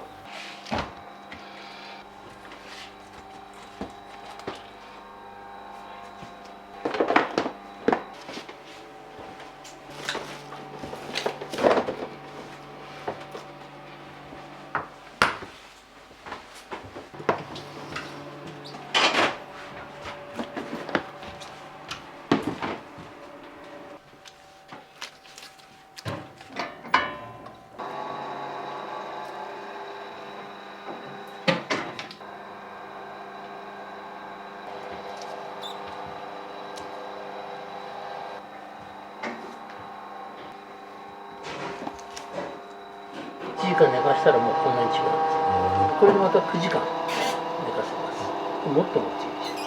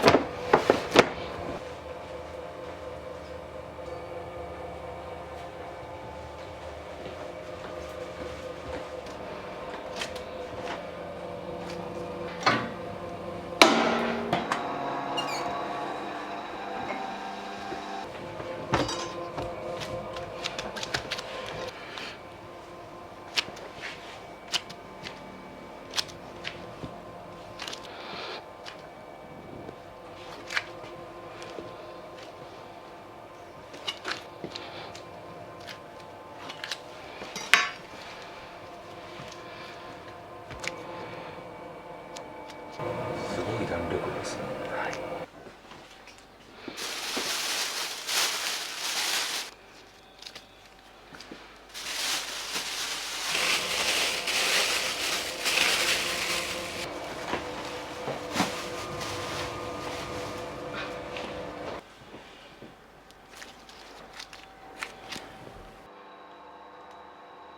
いわゆる本業というのが畳屋さんから僕始めて、はい、18歳の時に父親が脳梗塞で倒れて、それで継ぐことになって、本業今こっちになりつつありますけども、でもまだ株式会社吉高という会社の代表をやりながらこっちのうどん屋の会社の代表をやってですね、いつまでもね年寄りがいても若い者たちの邪魔になるだろうと思って、それでうどんの修行を始めて、だから朝はここで仕事をある程度したら会社9時からなんで行って、そしたらまた今度お店行って、でまた今度会社に戻ってっていううどん屋さんと畳屋さんとって繰り返しながら毎日過ごしてます。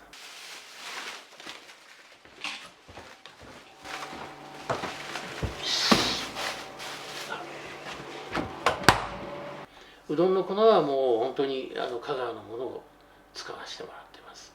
小麦の粉も、上物中物、あと下物ってあるんですけど、もちろん上等品というのを使って、だから全然味が違いますね。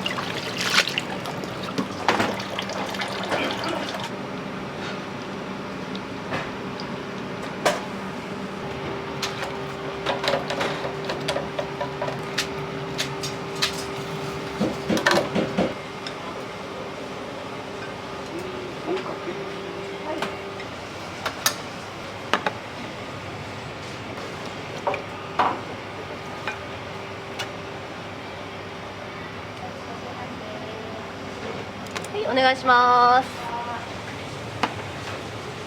お待たせしました。32番。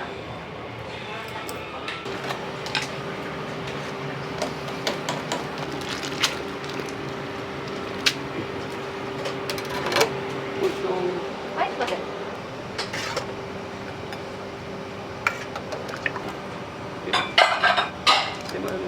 お願いします。鶏天としいたけ天になります。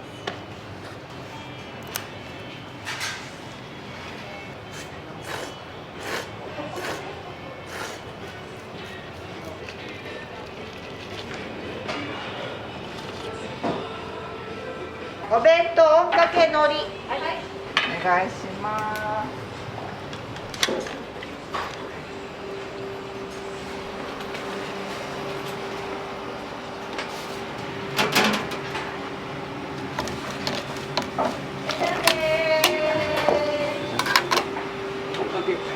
はい。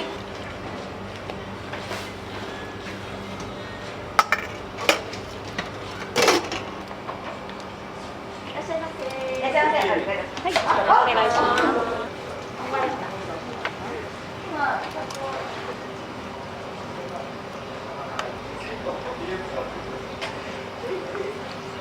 はい、お願いします。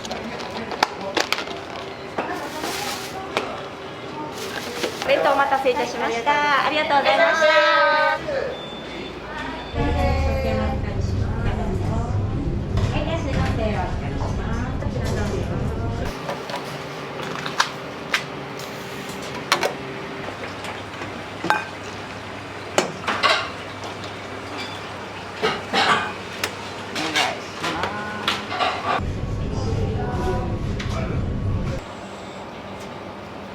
はい、お願いします。はい、シアブです。いらっしゃいませ。お疲れ様です。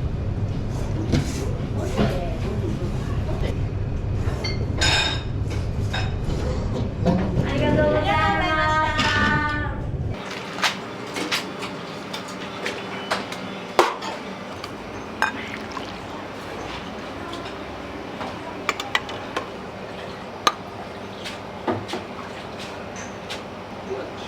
はい、バターのです。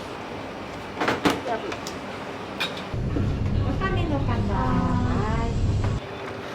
いらっしゃいませ。いらっしゃいませ。一人で10。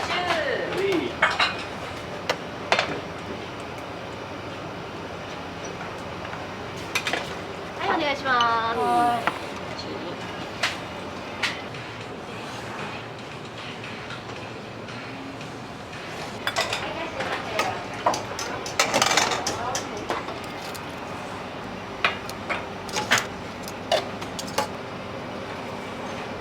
お願いします。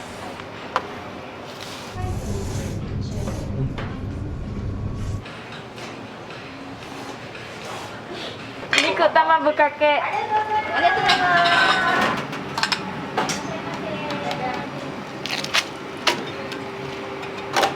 肉玉。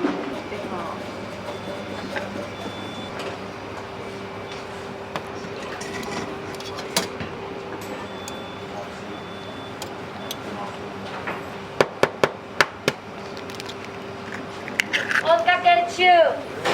ちくわ。はい、お願いします。お待たせしました。The company's closest station.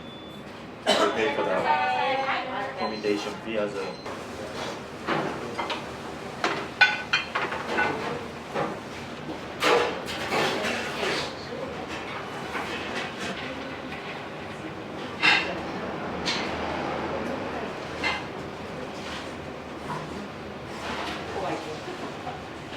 いらっしゃいませ。お疲れ様です。弁当お待たせいたしました。いらっしゃいませ。い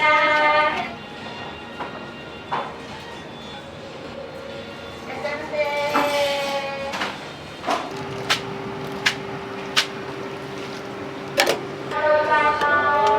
ありがとうございます。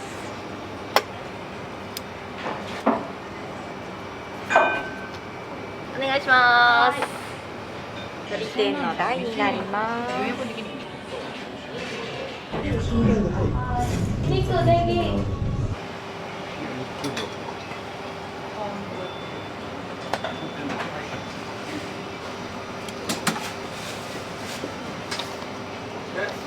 はい、お願いします。ありがとうございました。お待たせしました。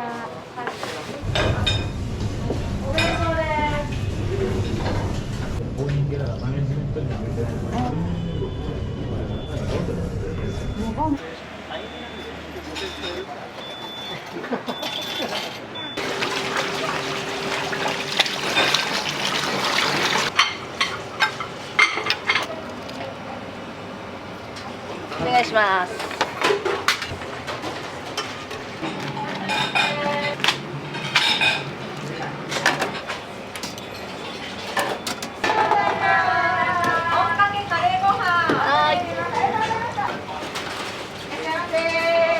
お願いします。はい。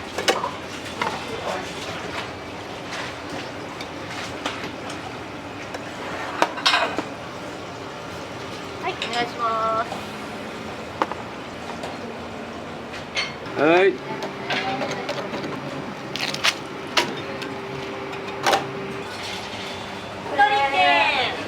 はい。いらっしゃいませ。一口お願いします。はい。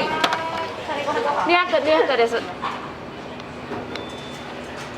い。失礼ですね。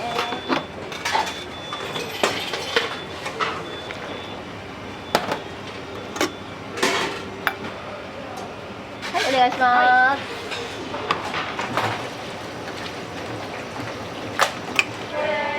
いらっしゃいませ。お願いします。はい。ありがとうございます。ありがとうございます。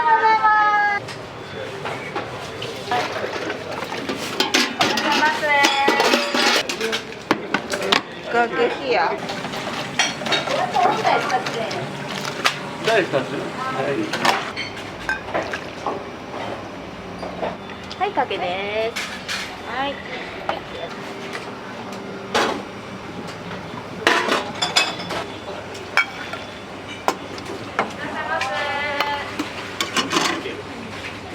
はい、お願いします。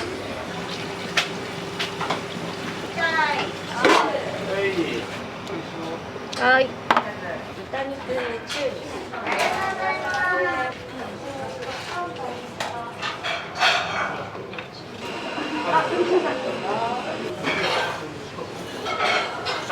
九条ネギのお肉。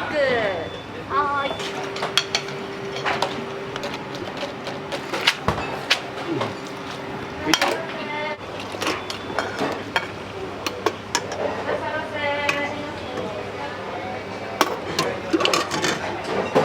はい。はい、お願いします。ありがとうございました。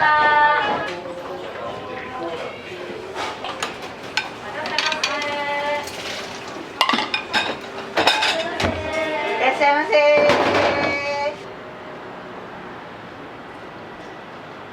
肉ネギ2つ。はい。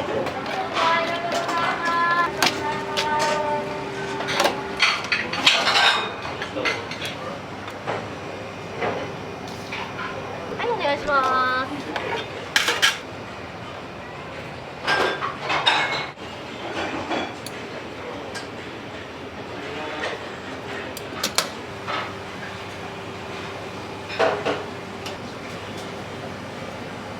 お願いします。冷やぶかけ、天ぷらご飯。お願いします。は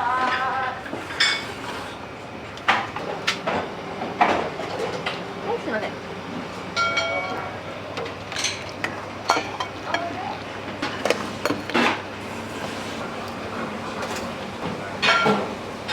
お願いします。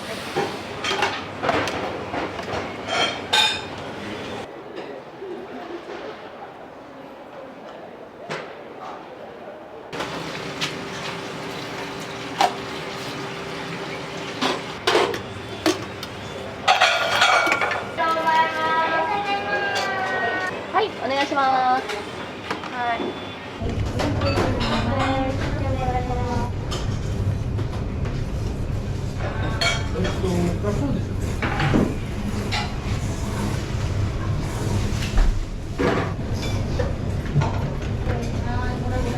ありがとうございま今日初めて来られたんですか。はい、初めてです。何食べられました。鶏天うどん。鶏天うどん。はい。美味しかったですよ。はい。はい。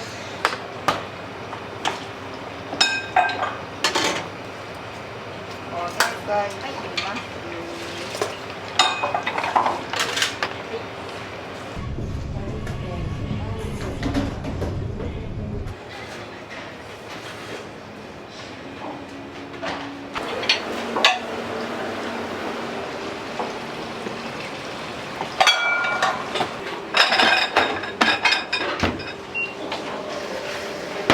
今の時間まで大体どれぐらい茹でられました。100ぐらい。ありがとうございました。ありがとうございました。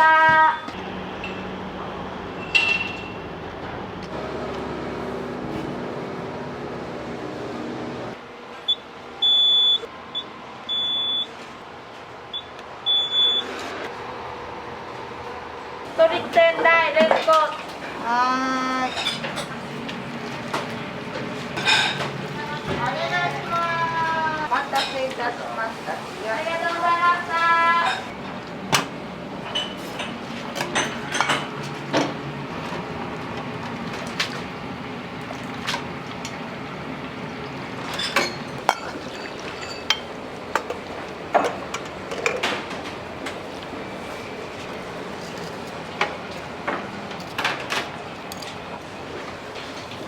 お願いします。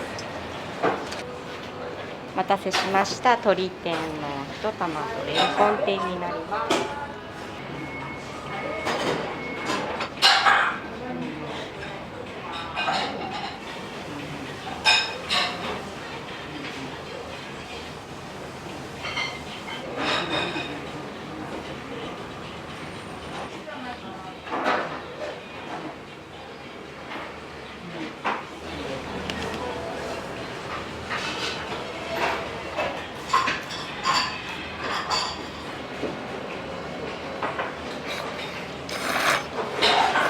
どうもありがとうございました。ありがとうございました。どうもありがとうございま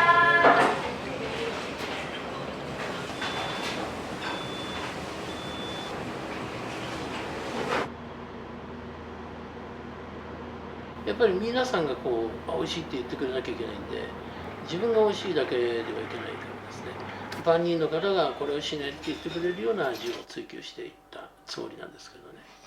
いらっしゃいませ。お疲れ様です。